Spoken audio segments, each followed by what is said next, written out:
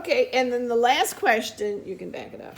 The last question says, what lesson did you learn? Now remember, fables teach lessons. Let's think about it. They asked for a strong king, and he gave them King Log.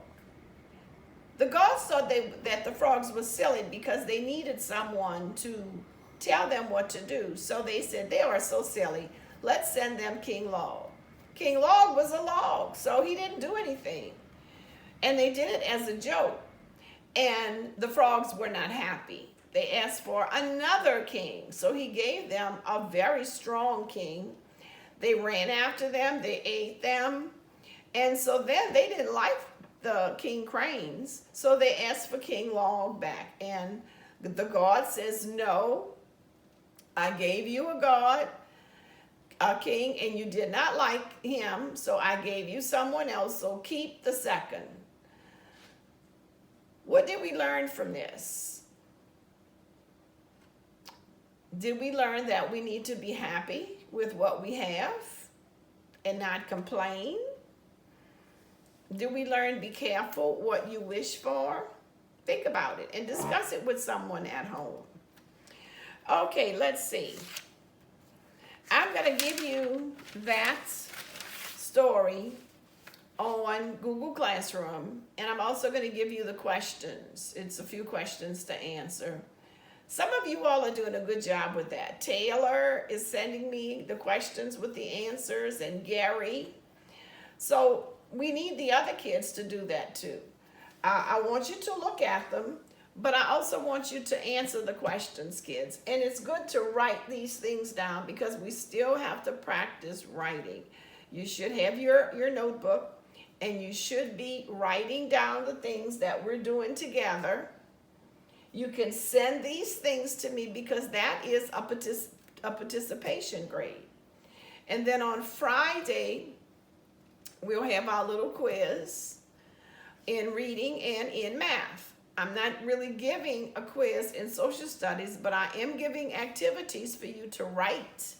So if you write those activities during the lesson and send them to me, that's a participation grade because you're learning.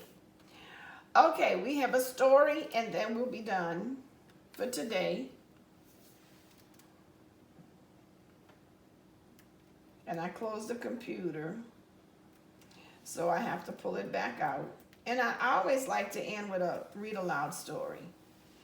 So let's see. And this one is funny. It's Frog on a Log. And I thought that would be cute because we had a log who was a king. The log was king in our story. So this is a read aloud video. Frog on a Log. Written by Tess Gray. Illustrated by Jim Field. Hey, Frog, sit on a log, said the cat. But I don't want to sit on a log, said the frog. Logs are all hard and uncomfortable, and they give you splinters. Ouch! I don't care, said the cat. You're a frog, so you must sit on a log. Can I sit on a mat? Asked the frog. Only cats sit on mats, said the cat. What about a chair? Said the frog. I wouldn't mind sitting on a chair. Hares sit on chairs, said the cat. Perhaps I could sit on a stool, said the frog. Mules sit on stools, said the cat. What about a sofa, said the frog. I could stretch right out on a sofa. Gophers sit on sofas, said the cat. It's very simple, really. Cats sit on mats. Hares sit on chairs. Mules sit on stools. Gophers sit on sofas. And frogs sit on logs. What do lions sit on? Asked the frog. Lions sit on irons, said the cat. Ouch, said the frog. What do parrots sit on? Parrots sit on carrots, said the cat. sit on irons, and parrots sit on carrots. That doesn't sound very comfortable, said the frog. It's not about being comfortable, said the cat. It's about doing the right thing.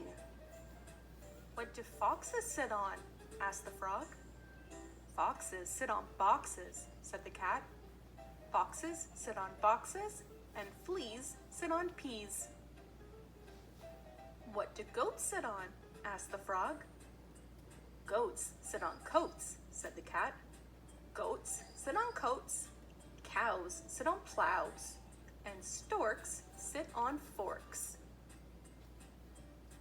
What do gorillas sit on? Asked the frog. Gorillas sit on pillars, said the cat. Gorillas sit on pillars. Rats sit on hats. Weasels sit on easels. And moles sit on poles. What do seals sit on? Asked the frog. Don't you know anything? Said the cat.